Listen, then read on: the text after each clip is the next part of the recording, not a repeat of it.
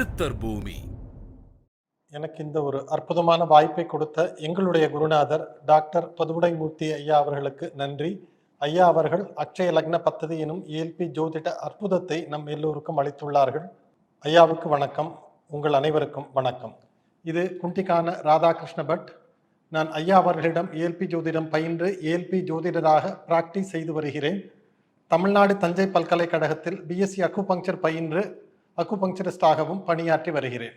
இன்னைக்கு நம்ம பார்க்க இருக்கிறது விதிய மதியால வெல்ல முடியுமா? வரலாற்றுலேருந்து ஒரு நிகழ்வு நம்ம எடுத்து பார்க்கலாம். ராமாயண காலம், சீதைக்கும் ராமருக்கும் கல்யாணம் நடக்குது. அவங்க வாழ்க்கை நடத்திக்கிட்டு இருக்காங்க. ஒரு நாளைக்கு தசரத மகாராஜா ராமர்கிட்ட நாளைக்கு உங்களுக்கு பட்டாபிஷேகம் அப்படிங்கிறாரு. ராமர் சரி அப்படிங்கிறாரு. மறாவது நாள் கார்த்தால இது பண்ணா இல்லை நீ காட்டுக்கு போகணும் அப்படிங்கிறாரு. ஒரே நைட்ல ராமரோட வாழ்க்கை தலைகீழா மாறி போகுது. அப்பா சொன்னது கேட்டுக்கிட்டு சரிப்பா நான் நீங்க சொன்ன மாதிரியே செய்யறேன் அப்படின்ட்டு காட்டுக்கு புறப்படுறாரு. இந்த தகவல் ராமரோட தம்பியான லக்ஷ்மணருக்கு சேருது.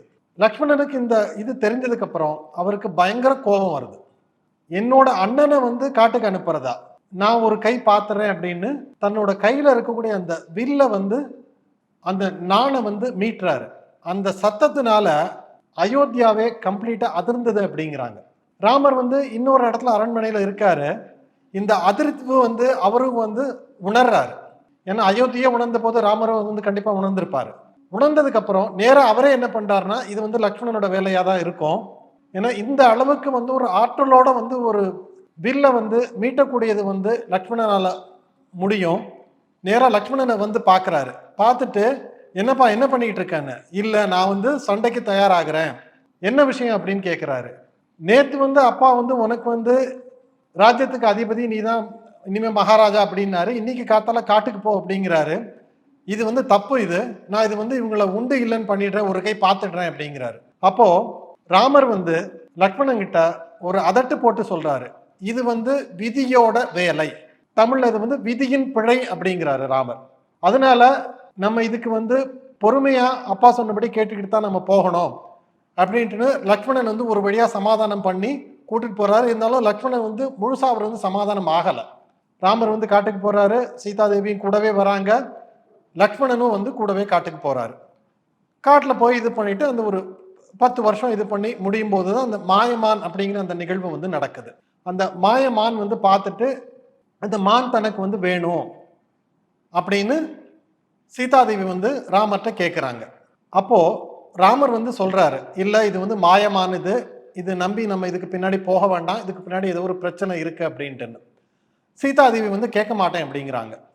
அப்ப லக்ஷ்மணன் என்ன சொல்றாருன்னா, நான் போய் இது பண்ணிட்டு வரேன் அப்படிங்கிறாரு.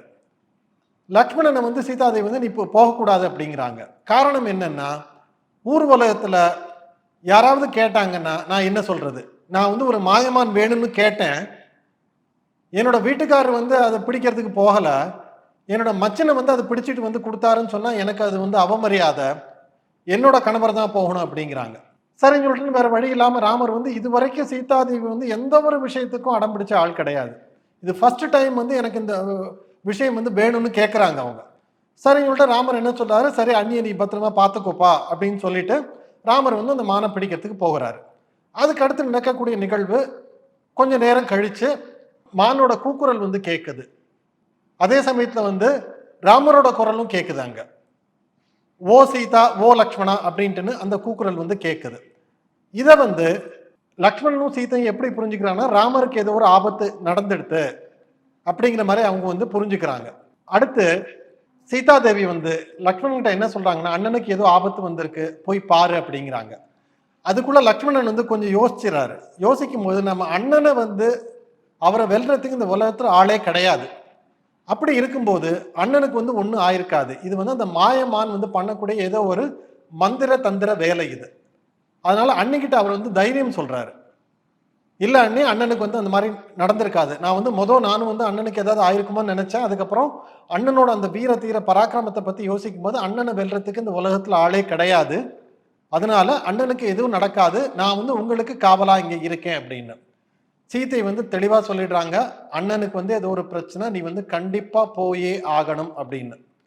அப்பதான் லக்ஷ்மணர் வந்து ஒரு வார்த்தை சொல்றாரு. இந்த உணர்தல் வரும்போது நம்ம வந்து வாழ்க்கையில வந்து எந்த ஒரு பிரச்சனை வந்தாலும், எந்த ஒரு சூழல்லையும் நம்மளால வந்து தைரியமா வந்து வாழ்க்கைய வந்து எடுத்துட்டு போக முடியும். இதனால நம்மளோட வாழ்க்கை வந்து வளமாகும், அமைதியாகும், ஒரு நிம்மதியும் நமக்கு வந்து கிடைக்கும். இந்த ஒரு அற்புத வாய்ப்பை எல்லாரும் பயன்படுத்திக்கிட்டு, ஐயாவோட அந்த அடிப்படை ஜோதிட வகுப்புல எல்லாரும் சேரணுங்கிறது என்னோட விருப்பத்த நான் இங்க வைக்கிறேன். இந்த கோர்ஸ் சம்மந்தப்பட்ட டீட்டெயில்ஸ் கேட்கறதுக்கு மொபைல் நம்பர் வந்து இந்த வீடியோவோட டிஸ்கிரிப்ஷன்ல இருக்கு. இந்த ஒரு நல்ல வாய்ப்பை எல்லாரும் பயன்படுத்திக்கங்க. வாங்க ஏஎல்பி ஜோதிடம் பயிலலாம். இந்த நல்ல வாய்ப்பை கொடுத்த ஐயா அவர்களுக்கு என்னுடைய நன்றிகள். உங்கள் அனைவருக்கும் நன்றி. சித்தர் பூமி.